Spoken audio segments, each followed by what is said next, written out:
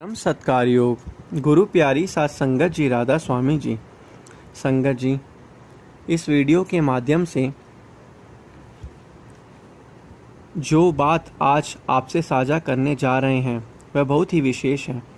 यह बात हर उस सत्संगी को ध्यान से सुननी चाहिए जो नाम के रास्ते पर चला है, और इसे जितना हो सके अन्य संगत के साथ भी ज़रूर साझा करें ताकि सब तक इस अनुभव की महिमा पहुंच सके।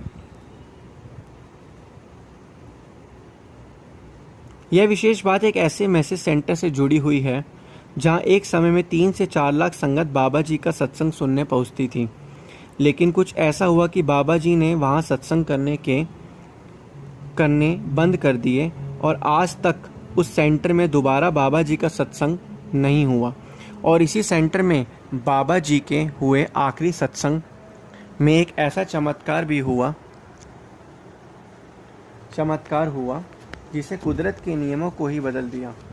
उसी दिन बाबा जी ने भी अनाउंसमेंट की थी कि आज के बाद इस सत्संग नहीं करूँगा। पूरी बात आपको मैं विस्तार से बताने जा रहा हूँ। बस एक विनती है, कमेंट में राधा स्वामी लिखना ना भूलें, और जो भी इस चैनल पर नए हैं कमेंट में राधा स्वामी ज़रूर लिखें। संगत जी, ये बात एक मोहाली सेंटर की है। जी हाँ, वही मोहाली जहाँ बाबा जी ने एक समय सत्संग की शुरुआत कराई थी। बाकायदा उसका शेड्यूल तय किया गया था और बाबा जी खुद वहाँ पधारे और सत्संग किया। लेकिन वहीं पर उसी समय बाबा जी ने यह निर्णय भी ले लिया कि अब यहाँ आगे कोई सत्संग आयोजित नहीं होगा, और उस दिन के बाद वहाँ इस मैसेज सेंटर में कभी भी सत्संग नहीं हुआ। यह घटना कोई मामूली बात नहीं थी।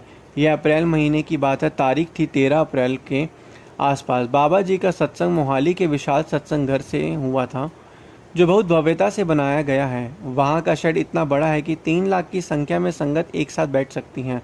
लेकिन उस दिन जो हुआ वो अद्भुत था। उसी सत्संग वाले दिन एक समय पहले एक ऐसा चमत्कार घटा जो आज तक किसी भी सत्संग घर में खुले रूप में नहीं देखा गया। आमतौर पर मालिक की दया चुपचाप होती है, सिर्फ अनुभव करने वाले के भीतर घटती है। लेकिन उस दिन की बात कुछ और ही थी। मालिक की दया जैसे पर्दे से बाहर निकल आई हो। हर किसी की आंखों के सामने स्पष्ट, बिना किसी संकोच के मालिक की रहमत का दरिया बह गया। हजारों नहीं लाखों संगत उस चमत्कार का गवाह बने थे। क्या था वो चमत्कार, वो भी हम आपको इस वीडियो में बताएंगे।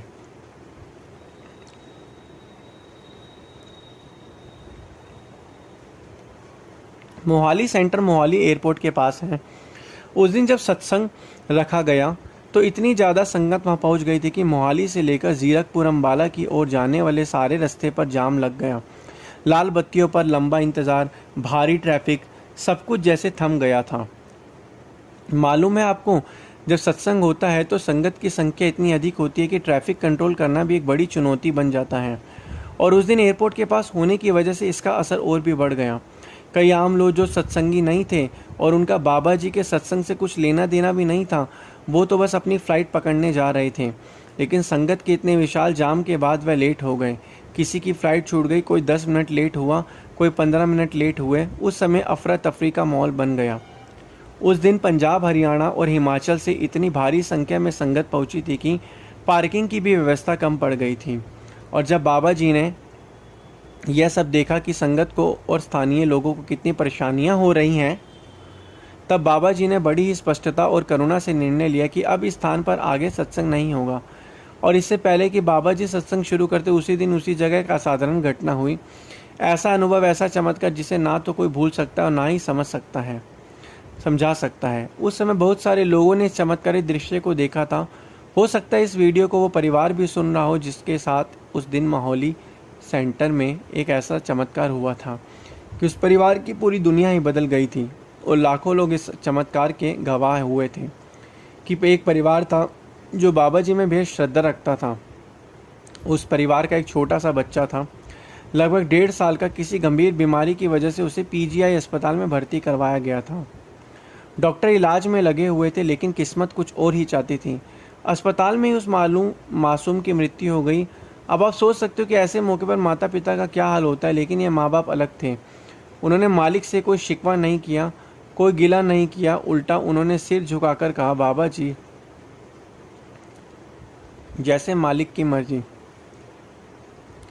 हमें मंजूर है, हमें कोई शिकवा नहीं। फिर उस परिवार ने सोचा कि अब हम चंडीगढ़ आ ही गए हैं तो क्यों ना आज मोहाली में बाबा जी का सत्संग भी सुनते जाएं। अब जो होना था वो तो हो ही गया। इसी सोच के साथ वो परिवार बच्चे की मृतदेह को कार में लेकर सत्संग में आ गए।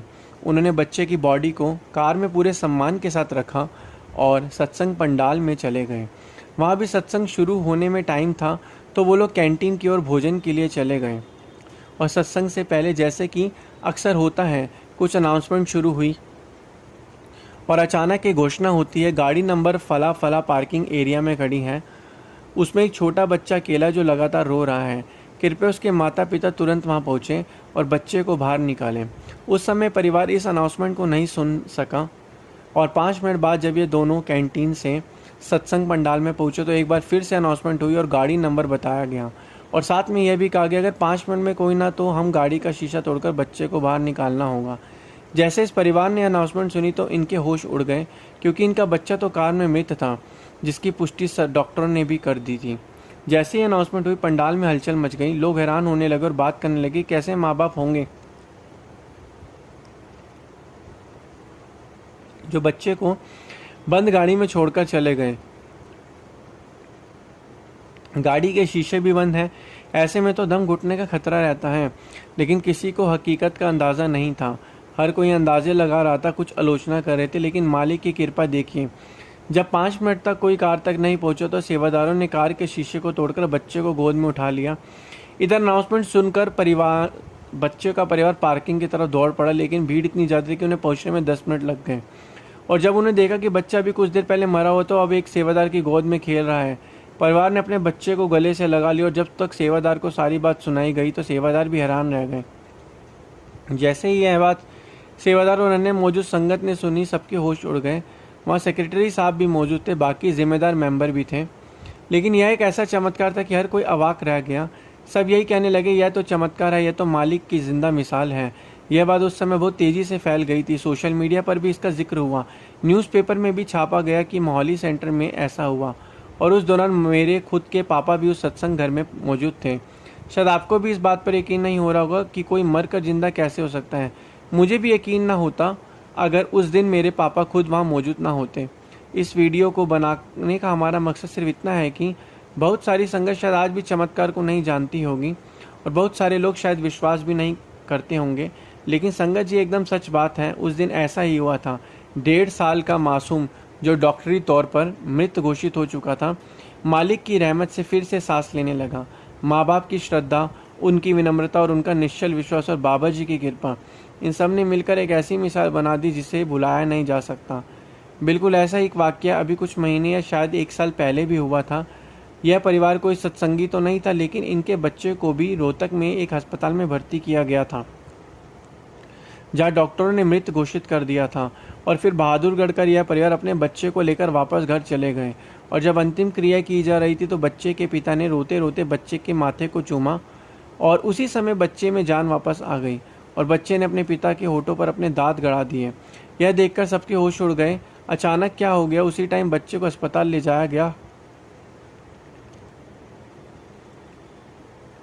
जहाँ डॉक्टर भी हैरान रह गए कि ऐसा तो मुमकिन ही नहीं। आज वो बच्चा एकदम ठीक है और इस बहादुरगढ़ वाले बच्चे की पूरी कहानी विस्तार से आपको इंटरनेट पर भी मिल जाएगी।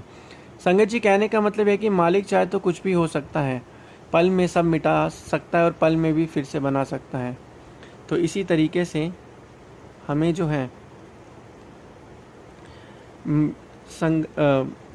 साथ होते हैं, एक मिसाल बन जाते हैं। संगत से एक बार फिर से मिलते, वीडियो को ज़्यादा से ज़्यादा शेयर करें और कमेंट में राधा स्वामी लिखना ना भूलें। गुरु प्यारी साथ संगत जी, राधा स्वामी जी।